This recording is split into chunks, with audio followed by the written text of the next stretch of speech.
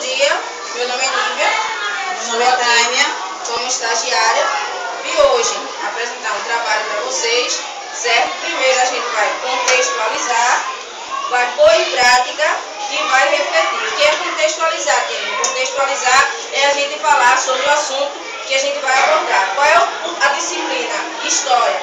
Qual é o conteúdo? Cultura regional e a dança do povo, certo? A gente vai dar início a essa história, vai fazer a abordagem de quando começou, de quando finalizou, para pôr em prática a dança do povo, certo? Tia Tânia vai dar início agora à contextualização.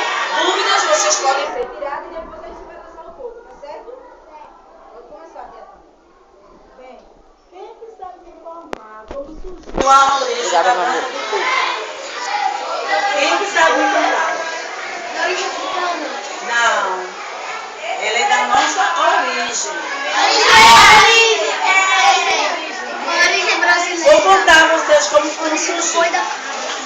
Os pescadores, quando eles vão pescar, e quando tem fartura, que a pesca foi boa, o povoado dos pescadores, que tem suas mulheres, o que elas fazem? Para festejar a fartura, que teve muito peixe, eles tiveram muito sucesso, elas fazem a dança do povo em homenagem à fartura. Como assim? O que é que elas fazem?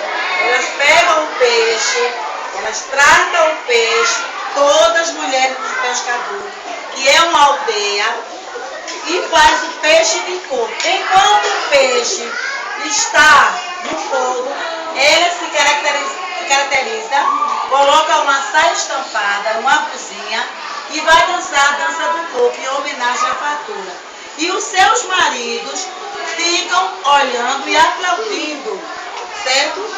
Depois que termina a dança do fogo, elas se reúnem com seu esposo e vão degustar o peixe de fogo. Vocês querem saber mais? Não. O que mais vocês querem? Saber a origem. Então a gente vai dar início agora à dança do coco, certo? Como é que se dança a dança? E é uma dança que todo